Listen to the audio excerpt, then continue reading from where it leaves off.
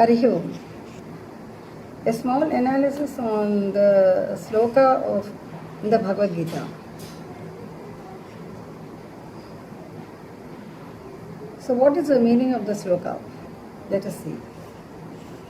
Yo yo yam yam tamam bhaktim sraddhayarchita mucchati tasya tasya chalam sraddham tameva vidadhamyaham.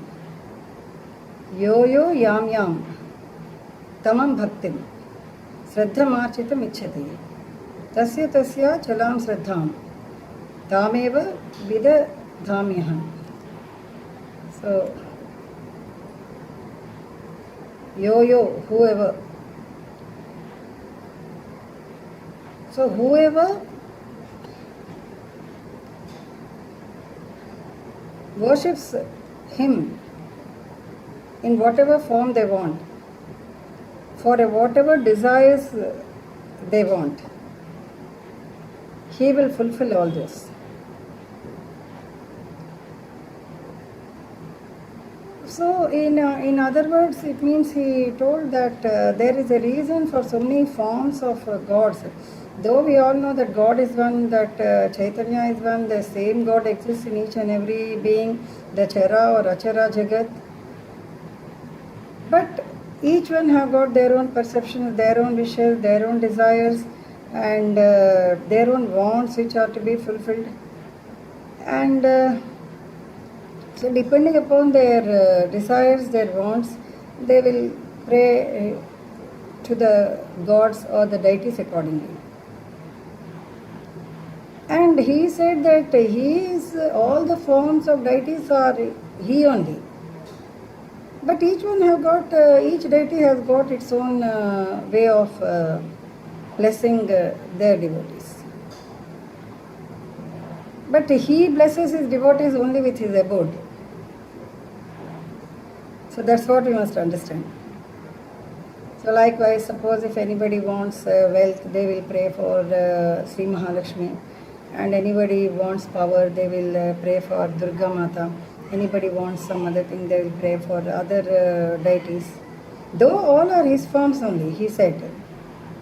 Though all are his embodiments, his Shaktis, each one has its own significance. So he clearly said that whoever wants to fulfill his desires, they will pray to that deity and get their desires fulfilled. And through that deity, he will see that his devotees, that means the deity's devotees' wishes will be granted. So that is what he said. And in another sloka, what he said, whoever, though they meditate, they do a lot of punya.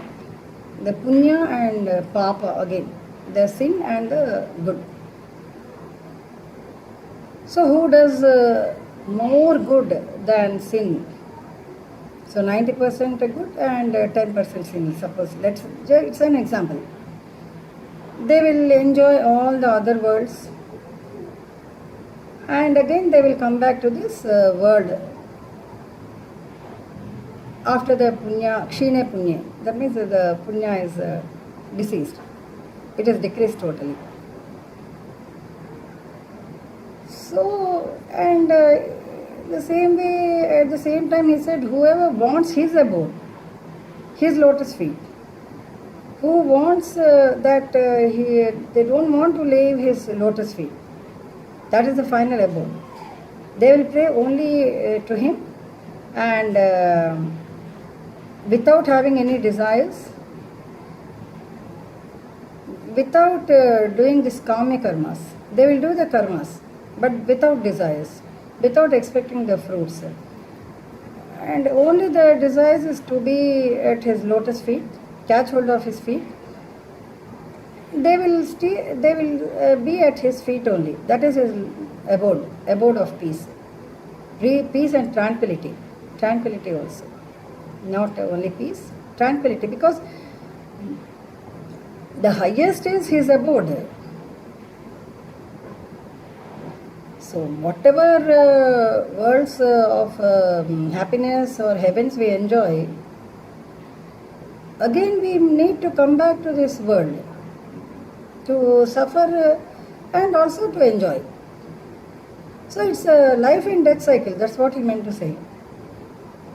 Those who don't want this life and death cycle, those who experience this life and death cycle in one life itself, they will think of his abode. They will think that they must not leave his abode, and they will try for that. They will do the penance or penance, that means in the olden days they used to go into the forest and do, that means in the stories we hear that they did penance for 100 years, 500 years or like that. It is not the penance what he wants. He is saying it's not the penance. Because in this workaday world to do the penance, it's not so easy, it is very difficult. Actually, to concentrate on his worship only, that means in puja, it's so difficult. Because in the mind so many other thoughts will be lingering and so many other responsibilities will be there to fulfill. The workaday world, very fast world. So like we can't sit for 1 hour or 2 hours and meditate or do the penance for him. So like that we go on. It's very difficult. So what he wants is, you perform the actions as ordered by him, as decreed by him. If we perform the actions as decreed by him and leave the fruit to him, that itself is a great penance. So what he said in the Gita is, one who does such type of actions, such type of karmas, without expecting anything in return, without anticipating anything, and without abusing anyone if they don't come to our help or something. He is the best of the yogis. That means he renunciated everything, it means. In other words, we can say that he renunciated everything and he surrendered at the Lord's lotus feet. He is not bothered about the good result or the bad result. So we don't want good nor the bad. Both he surrendered at his lotus feet and then catch hold of his feet, saying that you are the final abode, we don't want any other thing, we don't want result also. Everything you take, but you give us your feet. You go without the feet. So we'll catch hold of his feet and we won't leave. Wherever he goes, we also will go. So when there's no alternative for him, he must give us the place at his lotus feet. It's logic only. Logic actually. Because in life there is a give and take policy. In the materialistic life, there is a give and take policy. But suppose we think that Tvameva Mata Cha Pita Tvameva, Tvameva Bandhuscha Sakha Tvameva, Tvameva Vidya Dravinam Tvameva, Tvameva Sarvam Mamadeva Deva. So we don't want anything, everything is you only. So when everything is you, what all we want again? We don't want anything. We will do our actions, we will perform our karmas, we will do everything. Whatever you say we will do, because we will be only as an instrument in your hands. You gave us this beautiful life and you gave us a chance to do the karmas in a proper way. So we will perform. We don't want any results. But we only want that you catch hold of our hand and we will catch hold of your legs. This is the final abode. So we are conditioning him. Actually, in a way, when we say that we are offering everything, we are not after the rewards or awards. We are not for appreciations or applause. We are not for praises or criticisms. Just we go on doing our duty just like the fire. So what the fire does? It merely burns. It's not bothered about who is going to do what with the fire. One may cook on the fire, one may heat water, make the water boil, one may use the fire to light a lamp, One may use the fire to burn his hands. It depends upon his wish and desire. So it is our duty to perform the actions just like the fire burns, leaving everything to him, with the only thought that we are only instruments in his hands and he is using us as his instruments. And we don't expect anything. We don't anticipate anything. Once you expect anything, you anticipate also. Because if we do somebody something, if we help somebody something, then we expect something in return. That he also will do us in the same coin. Or he will do when time comes. And this anticipation, we go on thinking in our mind, we forget what is essential to our life. We simply go on anticipating. So sometimes a moment will come when there is no necessity also, we will feel like testing the person whether he is going to come to our rescue or no. So anticipation also is very, sometimes it is not that fair for us to anticipate. Instead of that, if we simply perform the duties which he has ordained us and leave the good or bad results to him, then he will take hold of the responsibility. When we are not thinking it is a duty to think of us, no. What he will do, he must think of us. There is no alternative for him.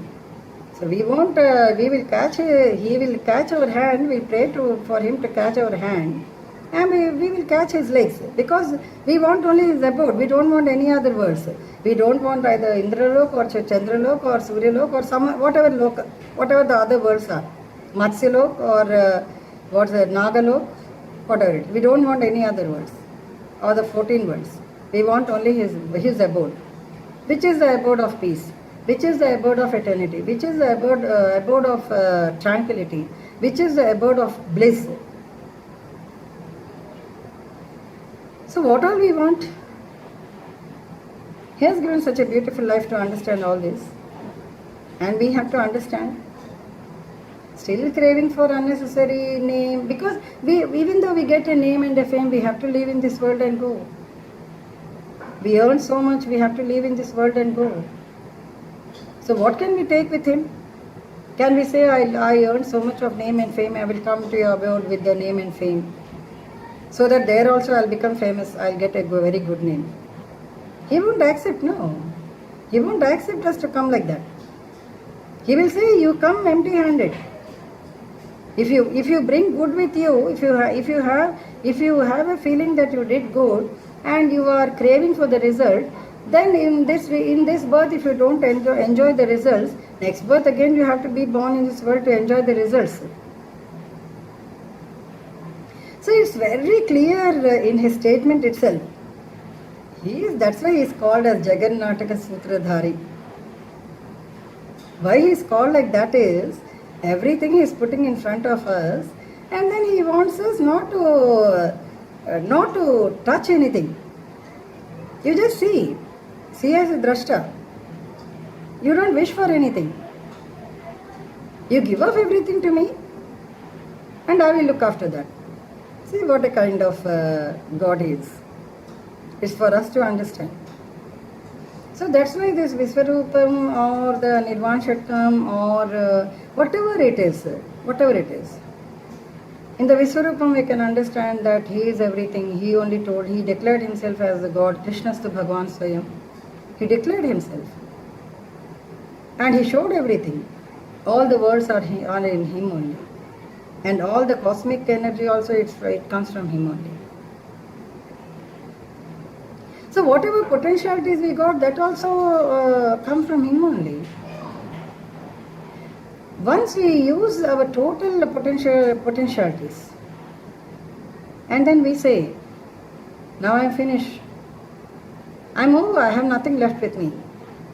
Either the mental, intellectual abilities, or the potentialities, or the thoughts. Now I want to simply be as a drashta. I don't want to think of anything. I don't want either happiness or sorrows. I don't want either the joy or the sadness. I simply want to look at you, to just keep my mind steady on you, and think of your abode. Your abode only is the final, is the ultimate goal. So I don't want anything. So this is what we must understand. So long as we are after the material world, we have to be after the material world only, because there are these are all levels: physical, mental, moral.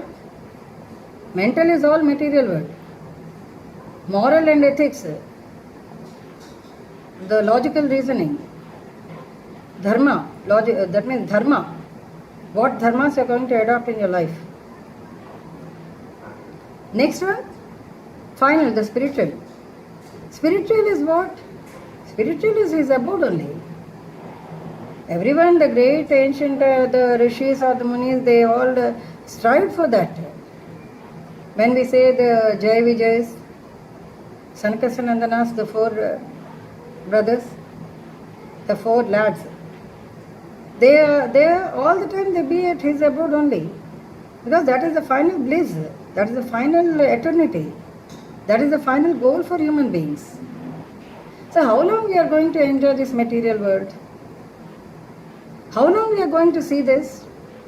You see a diamond that's shining very bright, then you see another Kohinoor diamond, it shines brighter. Then we see the blue carbuncle, it shines the brightest. One after another, we go on running after passions,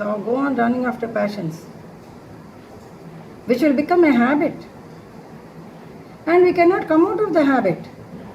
When we are pure at heart, when we are pure at mind, when we don't have any desires, so then we simply say, see, you have used me as an instrument. Till now I lived my life. I didn't lead my life. I lived my life to the best of my abilities. What all I have. I don't want to retain anything with me. I wanted to use everything what you gave me. And now I am empty. Now what I want is only to be at your abode. Because all these days I have been an instrument in your hands. I didn't do anything for myself. I didn't do anything for my sake. I did everything because you asked me to do. That's Sanatanam. And it's because of you made me like this, you ordered me to do like this, I have done. And now I want. Why I did all this is because without anticipating, without expecting anything, without even asking you for the result, is because I want to be at your abode only. I want to get rid of the birth and death cycles. So already I experienced so much. Now I don't want anything. So this is what he wants us to say. That's why in the Bhagavadgita itself he said that there are some billions and billions and billions of people, and of that hardly or 0.00001% will think of him, and among those who think of him, those who read his scriptures, those who understand that means his sayings, of them also 0.01% only will all the time think of him to attain him, to be at his abode, because they experience the bliss. That's why Sant Surdas, after seeing his form, the real form, he prayed that he don't want his eyes again. He wanted to become blind, so that he did not desire to see this material world. There are so many like that.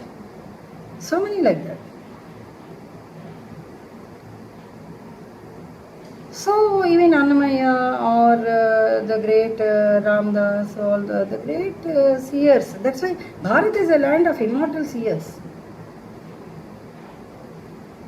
Those immortal seers, they may be devotees or the jnanis, they all wet the soil of Bharat in such a beautiful way that if we can perceive it, if you can throb into the secret, then we also will have, will feel like going to his abode only. So leaving everything. So this is what he meant by saying this. Actually, the Bhagavad Gita itself, that's why it is not a theoretical book, it's a practical Vedanta. The Bhagavad Gita is a practical Vedanta.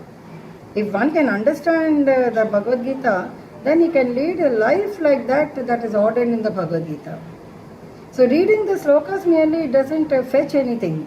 Actually, he said that those who read one verse or one line also he would give salvation.